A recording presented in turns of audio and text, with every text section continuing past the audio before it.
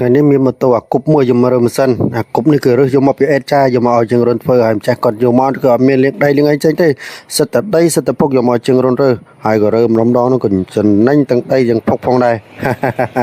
ឥឡូវចាប់ផ្ដើមរើបដល់ទៅម្ចាស់គាត់ថាម៉ូតូគាត់ហុយផ្សែងខ្លាំងណាស់បាទក៏ប្រាប់ឲ្យយើងរើតែមកកាត់មុខបានហើយបាទរើខាងមុខហើយខាងក្រោយមកចាំតនរើទេហើយគាត់ទៅផ្ទះផាត់ទៅគាត់ទៅ5អញ្ចឹងហើយជើងរុនក៏ចាប់ផ្ដើមរើញាប់ដៃយកត្រឹមក៏រើខាងមុខហើយបាទ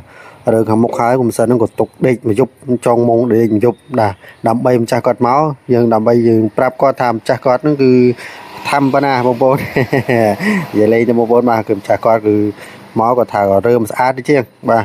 ខូចតាណាធ្វើតាហ្នឹងទៅចាស់គាត់ប្រាប់ឥឡូវយើងតែមានតុងនយូទេចាប់ផ្ដើមរើទាំងអស់បដ ទៅតោនោះក៏ត្រូវដូរដៃជេនដូរបដាងដូរអីផងដែរព្រោះអីដៃជេនក៏ខូចអស់ខ្ទីហើយបងប្អូនបាទគឺដីចូលបាទដោយសារពុកអៀគាត់អត់ចិត្តបាទដីចូលគឺបណ្ដាលឲ្យខូចតិចអស់ហើយអញ្ចឹងចាប់ផ្ដើមរើទាំងអស់បដ ទៅបាទសាមុនគឺរើមកកាន់មុខបាទបន្តមកទៀតគឺយើងចាប់ផ្ដើមរើទាំងអស់ឥឡូវចាប់ផ្ដើមរើហើយមើលតែដីក្បាលកន្លះគឺដឹងហើយបាទដីកន្លះគាត់គឺច្រើនមែនតើបាទហើយនិយាយតែបើមកលាងផងសាំងគឺលាងអត់គ្រប់ទេ2លីត្រ3លីត្រទេគឺលាងអត់គ្រប់ទេដោយសារដីច្រើនពេកអញ្ចឹងសនុំពរដល់បងម្ចាស់ម៉ូតូបាទដែលយកម៉ូតូមកធ្វើគឺលាងសម្អាតឲ្យស្អាតផងបាទជាងលាងសាំងអស់ច្រើនតែជាងយកថ្លៃម៉េះមិនចុះជាងឲ្យយកថ្លៃជាងគេម៉េះជាងគេយកថោកនោះមិនជាងឲ្យយកថ្លៃ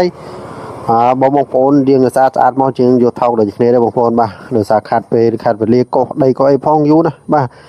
ហើយណាមួយប្រេងម៉ូតូរលាកចប់ដីគឺប្រើពេលវេលាយូរបាទដើម្បីសម្អាតបាទមើលម៉ូតូមួយដែលជើងរុនរើហើយគឺដឹងថាស្អាតថេងហ្មងបាទគឺដីផងកោសឲ្យស្អាតបាទបាទចំណាយពេលវេលាឲ្យជើងរុនយូរតិចប៉ុណ្្នឹងហើយបងប្អូនបាទហើយបងប្អូនដែរចូលទស្សនាវីដេអូរបស់ជើងរុនមុនគឺមើលឃើញបាទម៉ូតូមួយគឺនឹងតែភ្លឹងស្អាតហ្មងបាទគឺតានេះឲ្យបាទរឿងខាងស្អាតបាទហើយចាប់ដើមដោះខ្សែ4យើងមកបាទខ្សែកន្លះយើងហ្នឹងខ្សែ4គ្រាប់ហ្នឹងបាទដោះក្រែកបំពល់លឿនតិចមកបាទវារឿងល្ងាចហើយមិនយើងក៏រត់តែភ្លៀងផងដែរបាទប្រហែលថ្ងៃហ្នឹងគឺភ្លៀងចប់ហ្មងហើយបាទចង់កន្លះខែមិនទៅបាទឲ្យតែល្ងាចឡើងម៉ោង2ម៉ោង3មិនតាន់ទេមេខ្មៅខ្មួមកអាប់មកហើយជើងរុនហ្នឹងក៏រៀងត្រជាក់ដែរបាទល្ងាចឡើងក៏រៀងសាប់ម៉ាត់សាប់កអញ្ចឹងដែរបាទភ្លៀងមកគ្មានបានធ្វើការធ្វើអីទេខ្យល់ចូលសាច់ពេញទៅហ្នឹងហើយម៉ូតូមួយងរើយូរពី3ថ្ងៃមិនតាន់នឹងហើយរបស់គេម្ចាស់គេមកសួរជាងស្មានណាម៉ូតូខ្ញុំឲ្យថាម៉ូតូខ្ញុំហើយ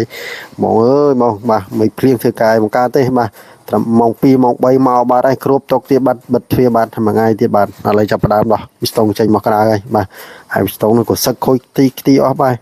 បោះចូលកន្លែងផ្លេអេតចាយបដ ទៅហើយដៃយេនោះក៏ត្រូវដូរដែរដៃយេនោះគឺលលងអស់លលីងហើយបាទដៃយេនោះវាខូចហើយយើងអត់ដាក់ទៅវិញអត់កើតទេអញ្ចឹងយើងត្រូវដូរថ្មីហើយ